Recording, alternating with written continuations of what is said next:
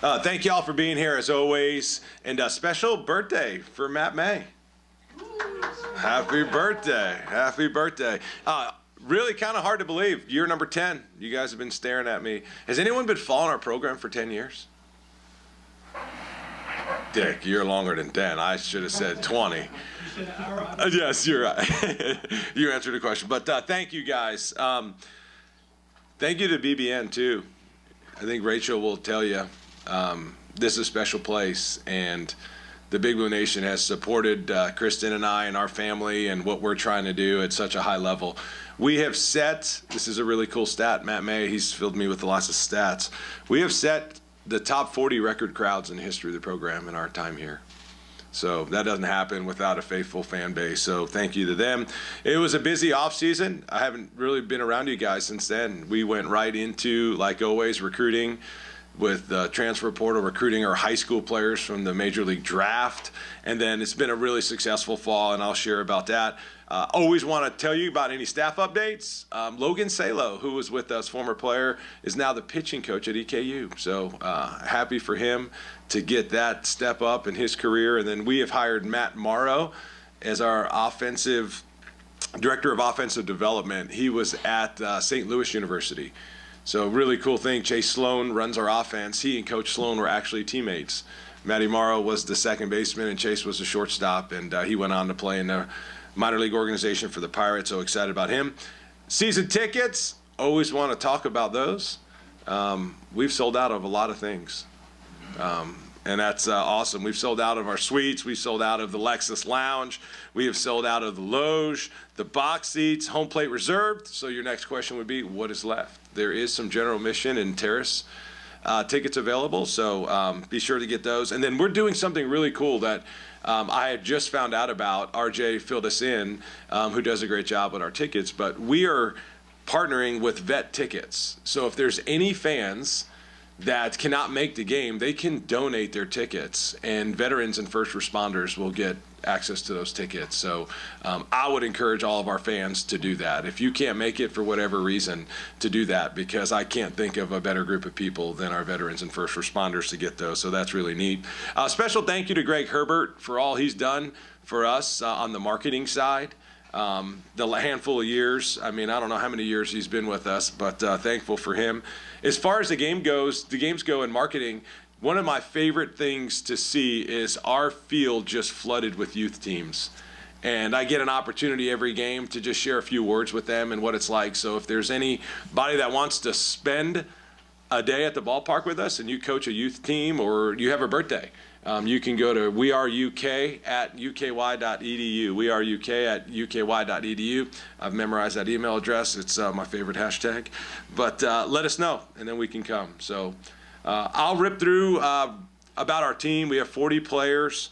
We have 17 returners and 23 first-year players. And as you remember from a year ago, that's a lot better ratio of returners than we've had just in 1 year ago. So I talked to our guys, and you guys know this, but we just challenge our guys to be the best students, the best people, and the best players they can possibly be.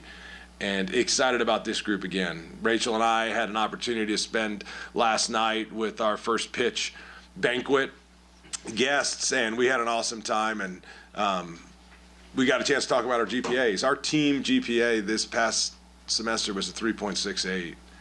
And you think about trying to get 40 male student athletes to do that, it's pretty remarkable. And we had 17 guys that had a 3.6 to a 3.99, and we had 10 guys get a perfect 4.0. So 27 of the 40 guys had a 3.6 or higher, and extremely proud of that, because the time, effort, energy that it takes to handle the business off the field, I actually believe that goes to on the field.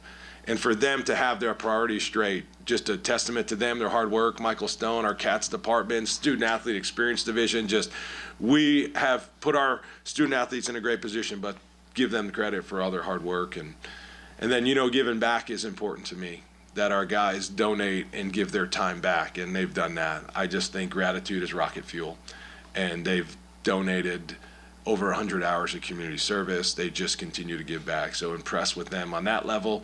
And then as players, we have a bunch of unselfish guys, and we've really come together as a team. and they're ready to compete for Kentucky. And I think you guys know that about me and the style of play that we actually play. It is about Kentucky, and they're going to have team success, and as a result, they're going to achieve individual success. But our focus is going to be about the team, and they are committed. So excited about that. You know, I'm going to talk about pitching. Those of you that follow our program, our pitchers are known as the tip of the spear, and Dan Roselle is going to lead our pitching staff again. We've been together now 7 years. And that's one thing I think that you would say about our staff, and especially softball, when Rachel talks about the consistency of our staff. It's been awesome. So Dan's in his 7th year. I sat here last year, and we returned 1 start on the mound. And just what all that comes with, the challenges that comes with. This year's different. We actually returned 29 starts. So last night I was asked the question at our banquet, what are you most excited about? And I'm just so excited to watch the players that have been in our program get an opportunity to compete and watch their growth, to watch how much they've grown. So we have 6 guys on the mound that return experience on the mound for us. We have 142 SEC starting pitching innings that return. So that experience is going to be good for us. I'll start with the 6 guys that we have with experience. Ben Cleaver, he's been the voice of our staff. He spent the summer here with Brent Jones, our strength coach. He's bigger, he's stronger. His voice, he is leading at a very high level. So we're going to obviously be counting on him. And then the law firm of Harris and Harris, sounds like a law firm. Nate Harris and Leighton Harris, both those guys have done great. Leighton went out and had a fantastic summer. He had a good fall. He's throwing the ball well right now for us. Nate Harris took the summer off because of the amount of innings. I mean, Nate last year was the first time he's pitched full time. He was a 2-way player in high school, and he just pitched for us last year. And you get to the end of the year and he's starting on Friday nights for us. So he's stronger. He's primed and ready to go to have a great year. And then 3 relievers that threw out the pen for us last year. Tommy Skelding. Guys, he had as good a fall as anyone on our pitching staff. He is commanding the ball. His pitches are moving all over the place. He's covering all directions of the plate. He's had a great fall and early spring. And then Niall Adcock and Tristan Hunter both have just made jumps and leaps. 2 guys that threw out of the bullpen for us, but their off-speed pitches, their fastball command, their profile, their pitches have all gotten better, and they're going to play a role. And then we have 4 guys returning from injury that we're going to count on significantly. That's Jackson Jelkin, Chase Alderman, Oliver Boone, and Cam Owens. So all 4 of these guys are going to play a role on our staff. And I think you guys know this, but sometimes when you get guys return from injuries that have been in the program, you feel like you got a new player, but a player with actual experience, even though they haven't been on the field, just because they've been around. They understand how things operate. So we'll be counting on those guys. And then offensively, positionally, you heard me say many times, we're whatever it takes type of offense. And the guys like to refer themselves as alley cats. They'll do whatever it takes to win. So Coach Sloan and Coach Kuzi are going to lead us there as they did a year ago. And we want to build off of last year's success and experience. And those of you that followed our team, when we got to the end of the year offensively, we were the most productive offense in all the postseason. When you look at some statistics, what we were able to do in the postseason only, we were able to put up a ton of runs, create a ton of pressure, and we're ready to just build off of that with guys that have been in our program and the guys we've added. So we returned 219 starts positionally. So we feel good about the experience we have there. It's been a good group from leadership-wise, but 2 guys that have really stood out, Luke Lawrence and Ethan Hindle, their voices, they have taken their leadership to a whole nother level. And we spent a lot of time with this team talking about leadership. What is leadership? It's influence. It's nothing more, nothing less. And a leader is somebody who knows the way, goes the way, and shows the way. I'm just ripping off John Maxwell quotes like right off the top of my head here. But they've been awesome. They have just led at a really high level. So they're ready to lead our team, especially from the voice perspective. And then obviously you got to talk about Tyler Bell. He just continues to get better. I think you guys have tracked where he stands and everything else as it relates to him being a draft prospect, but this guy just continues to get better. He continues to become a better teammate every day. He continues his arm strength. I was joking with him last week about I didn't know his arm could get stronger. I believe it's gotten even stronger. And he is just an absolute, as the players would say, dog. He just brings a competitive spirit to our team that we quite frankly need. And then two guys that returned 29 starts, Carson Hansen and Hudson Brown, both have just made another jumps. Carson had an outstanding fall. Hudson continues to get healthy. He continues to work. His swing's getting better. His swing decisions, his ability to use the entire field has been great. And then Ryan Schwartz is just, man, has he taken another step forward. He's a guy that didn't play for us in the fall last fall because of his injury, got healthy, started playing more in March, hit over 300 as a true freshman, and you could argue that he had our best fall offensively. He led our team in home runs. He was tied for first in doubles. He's just a baseball player, guys. Like, this guy could play anywhere on the field. I would play him anywhere on the field except shortstop or second, all right? He would tell you he could play there, but he's going to pitch some for us this year. You'll see him at first base some. He'll play the outfield. He could play all three outfield spots. He's caught. He came here as a catcher. I mean, so he is super talented and primed and ready. And Will Marcy is a guy that's been back. He is healthy and ready to contribute in any possible way. Two things I want to talk about recruiting.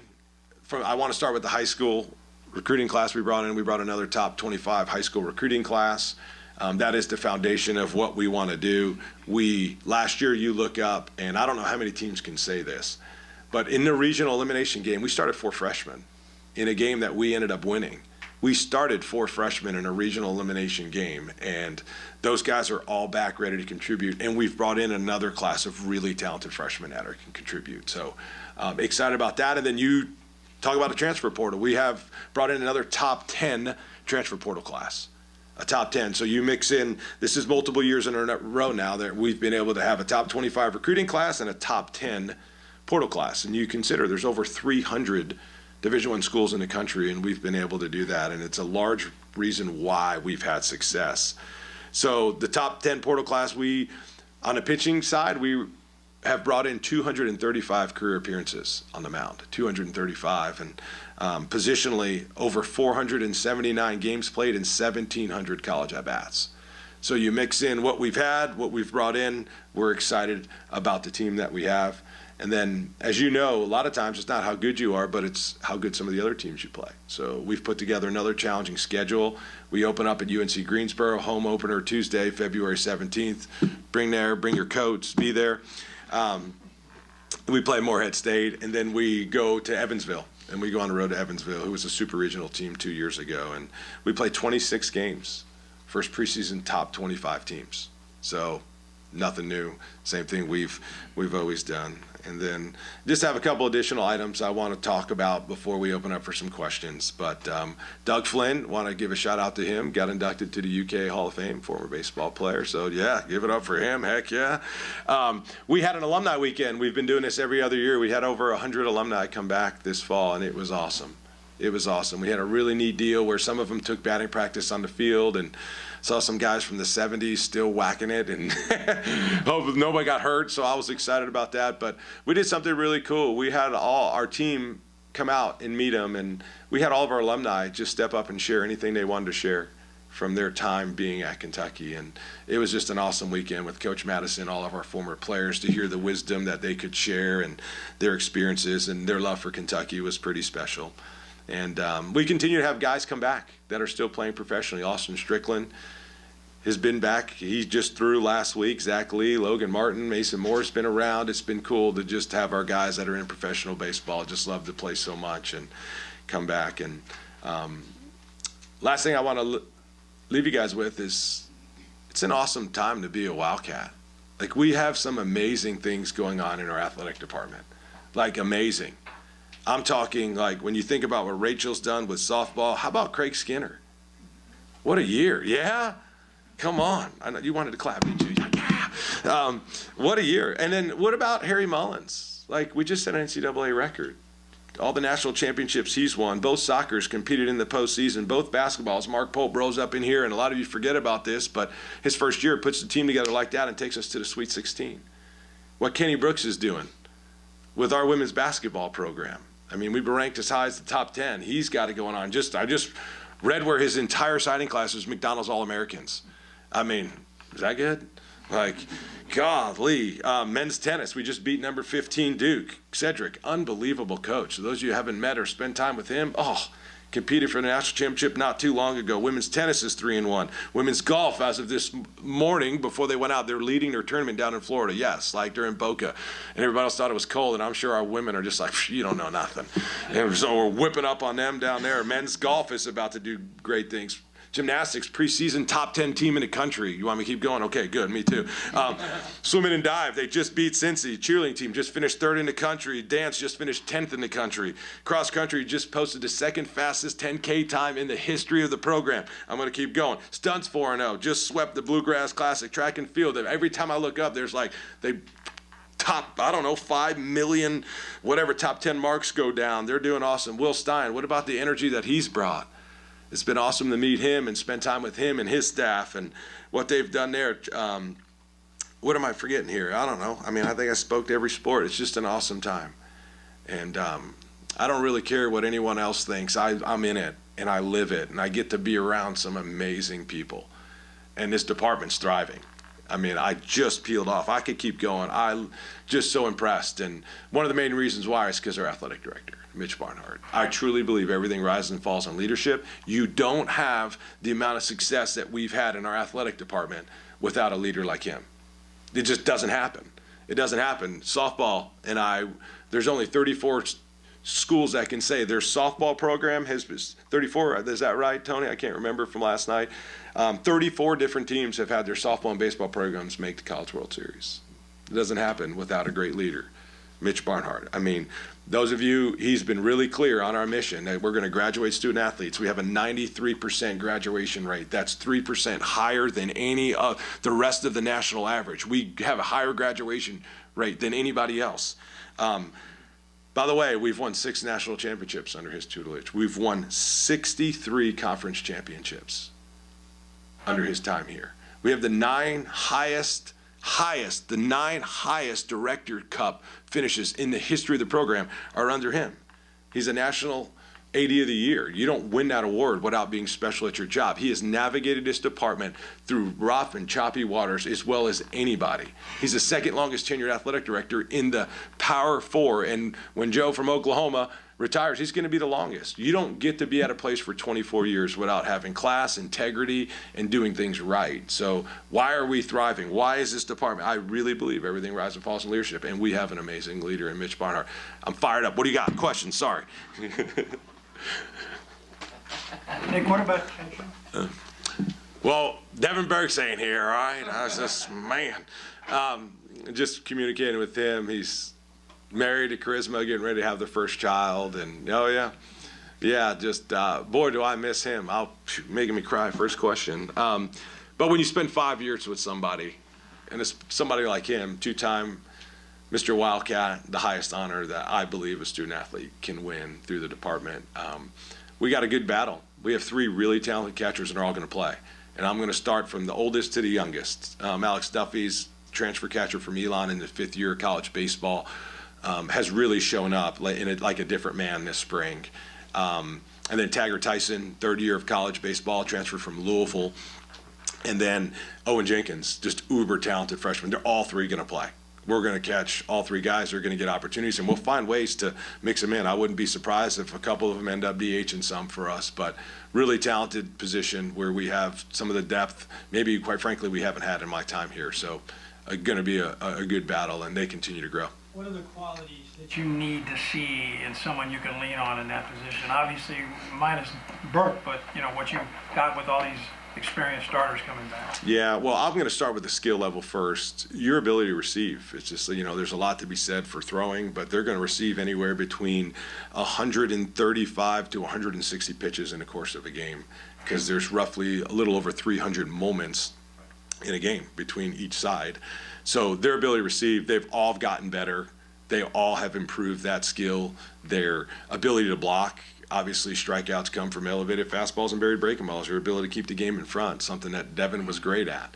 They continue to thrive in that spot. And then their leadership. It's been a really fun transition for them. Just really 3 guys coming in that had not been in a program to learn an entire staff. So their knowledge, the shapes of the pitches, understanding where, look, they're not perfect, but where a miss is going to end up. So they've done that. They've communicated at a high level, and really, quite frankly, all 3 deserve an opportunity to play. And I don't know if I've had that in my career, to have that many talented guys. So, Nick, you talked about the difference between transfer portal and high school recruiting. How do you balance those two? You've got the urgency of needing to plug a spot versus you're big into player development. What's your mindset in regard to those? yeah, great question, John. And thanks for all you've done for our sport to cover it. We're going to play the best players. And I tell recruits that. We will play the best players. And I don't care if you're a fifth-year senior or you just got here and you've been here for less than 8 months. We're playing the best players. So that mindset, and I'll never forget, Sean Jelly and I he was back for alumni weekend, and we laughed, and I told him after he won the SEC Pitcher of the Year, we sat in our final meeting of the spring, and I was like, hey, you know when you come back, you're not the Friday night starter. Like, you're going to have to earn that the same way you did this year. So make sure you do that, because there's going to be some guys just like you that are hungry for that spot, and you're going to have to earn it. And that's what we've done. Like, we truly allow them. And that's how we get to a spot where, less than a year ago, we're sitting there in a regional final elimination game. We got 4 freshmen. We got 3 positional players, and we're starting a freshman on the mound. And we win the game, like, significantly. So they know that the best players are going to play. And you got to earn it. And we have that mindset of victory must be earned every day. So for us, it's like, I don't see what class they are. I just see, are they doing what we ask them to do, and can they compete at a high level? And we let them make the lineup. Nick, what does Tyler's profile and having that kind of draft prospect do for the program, just the spotlight that brings to you throughout the season? Yeah, that's a good question. So I cannot tell you how many times this fall we brought in high school recruits, and they're like, hey, where's Tyler Bell? I'm like, oh, he's in the next hitting group. I'm like, you want to go watch him warm up? They're like, yeah, I just want to see everything he does. Like, we've had high profile players just want to come in and just watch, and they go about. And I go, hey man, like, you probably should have showed up at 5:45 this morning, because he was here at 6 o'clock this morning hitting on his own. Oh, and by the way, there are times where he'll text one of our staff members to turn the field lights on at 6 o'clock in the morning because he wants to work on his steel jumps. True story. Like, our field lights are on and I'm rolling. I'm like, oh, TJ must have been here. Like, and the guy is just a machine, the way he works. So it's definitely helped, because obviously, when you hear about all the national attention he's gotten, but the thing that I've appreciated about Tyler is just his work ethic and the way he's treated people. So it's definitely helped, because when you're one of the premier players in all of college baseball, people want to know why. And all you got to do is spend time with them, and you realize, like, this guy's wired differently in a good way. Coach, speaking of MLB prospects, I know he's still in high school, but I just wanted to get your thoughts, since I think it's the first time we spoke to you, about Matt Ponatoski. Yeah, what a special talent. I mean, when people ask me all the time, like, Coach, what do you think? I go, what do I think? I'm like, think about this. As a junior in the state of Ohio, a junior, he goes out and is named the Gatorade Player of the Year, like in football. The greatest honor you can win.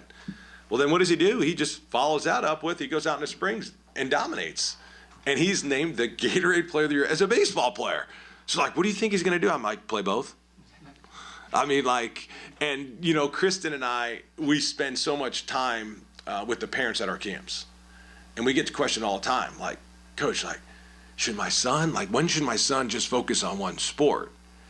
And what we tell them is, hey, the sport will tell you when it's time. You just have to listen and pay attention to the sport. And they look at me and they're like, And I'm like, let's do Shohei Ohtani. He's doing both. We get that question. Hey, when should he just focus on pitching or hitting? And I go, the game has not told him that he should stop pitching. The game has not told him that he should stop hitting. You just have to take your daddy goggles off, or your mommy goggles, and just ask some people that you trust. And the game of baseball and football has not told Matt Ponatoski to stop playing one or the other. So we're just super excited about the ability, and have had multiple conversations with Will already and his staff, which, by the way, have been super impressed with the people that he's surrounded himself with. It's been fantastic. And so we're fully ready for him to do both, and we have a plan to make that happen. Nick, you a few years ago changed your style, I guess, of play? I don't know how much of the change, but you emphasize a little bit of everything now, the chaos. Yes. And obviously it's working. How has that affected the way you recruit, the way you look at players in the portal, and the way they look at you now? Or has there been a tangible change? Yes. Matter of fact, I got a call this summer from a guy that says, "Hey, coach, I don't know if you're like looking for an outfielder, but I have a guy that fits your style of play." And I'm like, "Hey, just out of curiosity, like, what is our style of play?" Like, I'm like, "All right, right?" Like, it's like, let's find out. And he's like, "You love pressure. You love guys that have feel for the barrel, can hit, they can create havoc on the bases. They just force the opponent to do a lot of things." I go, "Hey, man, like, who's the guy?" Right? Because if he just told me, he's like, "Oh, yeah, you just like to lay down bunts." And I'm like, "No, that's not true. Like, there's a lot more to this, like," and sure enough, we ended up getting this guy. His name's Jace Tarnish. And he's an amazing player, still over 30 bases last year, hit over 400 at a Division I school. I don't care what level you're at to hit over 400. But I was reached out because they saw that. And in recruiting, we've done a really good job of Kuzi has done a great job of not only identifying the right talent, but the right talent that's going to fit in with what we're going to do. And that means if we need to hit bombs, we're going to hit bombs. I mean, this is the same guy. Jace Tarnish was second in our team in homers and second in doubles in the fall. And by the way, he can fly.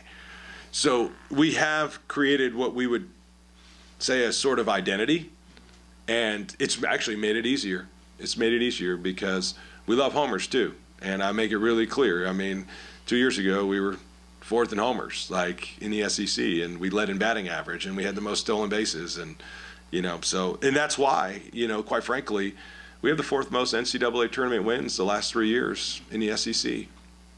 It's LSU, it's Florida, it's Tennessee, it's Kentucky. Like, we have the fourth most in the entire league, and it's because we've recruited at a high level. But we have talented players, we have great people, and we've had a great culture, and that's why we're winning.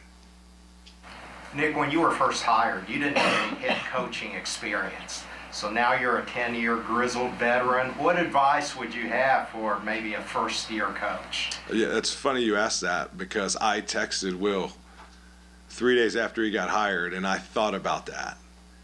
And I thought to myself, all right, Nick, this is your first chance to share something with a guy that is doing something, quite frankly, that I was just doing 10 years ago.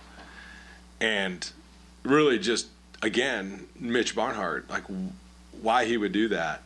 Why would he hire a guy like me with zero head coaching experience? And my beautiful wife, Kristen's here, and I always tell the story. When we were in Starkville, I was the recruiting coordinator.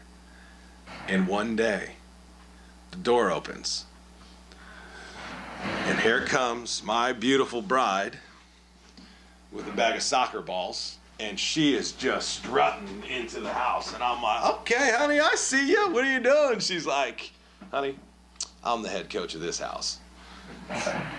And she was the head coach of what level? 8U soccer. And she was right. And I was like, was that ever in question anyway? But no, joking. But I say all that because Mitch hired me. I had zero head coaching experience in the first year. We go to a super, and we host the second ever regional in school history, and we went to our first ever super. And that was because of the grace of God. And we had a guy that believed in me, in Mitch Barnhart and Kevin Saul. And Mitch has just done the same thing with Will, because Mitch has his 5 pillars that he truly believes in character, integrity, education, stewardship, and competitive greatness. And Will demonstrated those. That's why Mitch hired him. And I texted Will, and I just said, "Hey, I know you have a lot going on right now, but my one piece of advice would be to you to take your time on who you hire as your coaches and your staff." And I said, because you can make a quick decision and it could cost you. Years and years later, it may not reveal itself. And I said, just be patient. I know you have to fill a lot of positions. I don't know who you're keeping, who you're not. I don't want to be involved in that. But just be patient. on who you hire, because who you surround your student athletes with is one of the greatest decisions that you can make. And I can tell you, like, for me, it's the thing I'm most proud of is the people I've surrounded myself with. The staff that I literally get to walk into at Kentucky Proud Park is amazing. And there's two things that will influence your life the most, and it's the books you read and the people you meet. And who we put in front of our student athletes is just so important. It could go well beyond just wins and losses. You can change lives forever. That's what's so cool about college athletics. And man, I've been super impressed with the people that he surrounded himself with, and sad to see a lot of great people go. That was sad. Amazing people, but he has done a great job of like hiring some amazing people. Coach, you mentioned Ben Cleaver as a guy who stepped up as a leader this offseason for the pitching staff. How has he done that from your perspective? His voice. So he was here all summer. So we had our freshman arms come in, and they spent time with Brent Jones, our strength coach, who just has done a phenomenal job with our guys. And he led those freshmen. Him and Nate were there, their voices, their led. But, you know, as I said earlier, a leader is someone who knows the way, goes the way, and shows the way, and he's done that. And then, you know, Kristen and I, we've done something really neat. My wife is just really the superstar and all-star of our family. She had this idea where this December, she's like, Nick, you know how we have the team over for dinner? She's like, I want to do smaller groups. And I just want it to be smaller, more intimate. So we've done 3 of these so far, where we have 8 of our players come over and 4 staff members. So 12 of them, and Kristen Reeves and I, so there's 15 of us, and she's got all the tables set, and it's awesome. And we eat a buffet style meal, and we just talk, and we play this really fun game called Chameleon. We had a group show up at 6:30 last week, and they didn't leave our house till 10:30. We just laugh, and we just spend time and develop our relationship. And I say all that because one thing that we did, as I mentioned earlier, gratitude is rocket fuel. And before we prayed over the meal, I have all the guys go around and tell us someone that you're thankful for and why.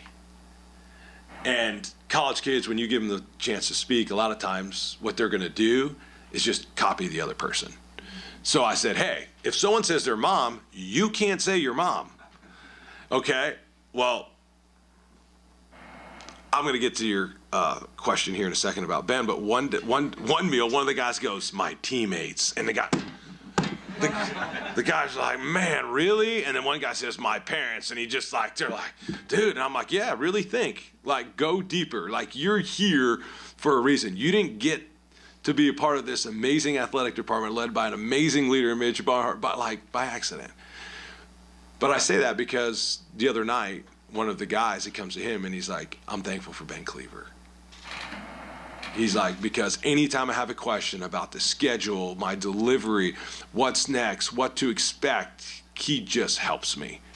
And he does it in a way where he doesn't make me feel stupid. He doesn't make me feel dumb. He literally just tries to bring me along. And that's Ben Cleaver. And I can say the same for Luke Lawrence. I can say the same for Ethan Hindle and many other guys. But Ben has like done this at a very, very high level. Last one, guys, because Rachel's here as well. Yeah, she's awesome. She's been to 8 Supers, 1 College World Series, amazing coach. You mentioned the catcher position earlier and the depth and competition you have going on there. What are some of the other good battles that may still kind of be determined leading right up to the start of the season? Yeah, third base. I mean, Tyler Cerny, transfer from Indiana, had as good as early spring as anybody. Ethan Hindle is hitting. He's coming back from a bit of injury. He'll be ready to go for opening day. But both those guys have done exceptionally well. First base has been a great battle. We're deep in the outfield. I mean, so there's a lot of spots, and you guys know this about me, especially early. We're going to give a lot of guys opportunities. Like they deserve it. Like you don't go through the fall what we do. You don't go through the early spring what we do and not deserve an opportunity if you do what we ask you to do. So, but third base, first base, and outfield is still like there's a lot to be had there, and guys are going to get opportunities, and we like the balance we have at those spots.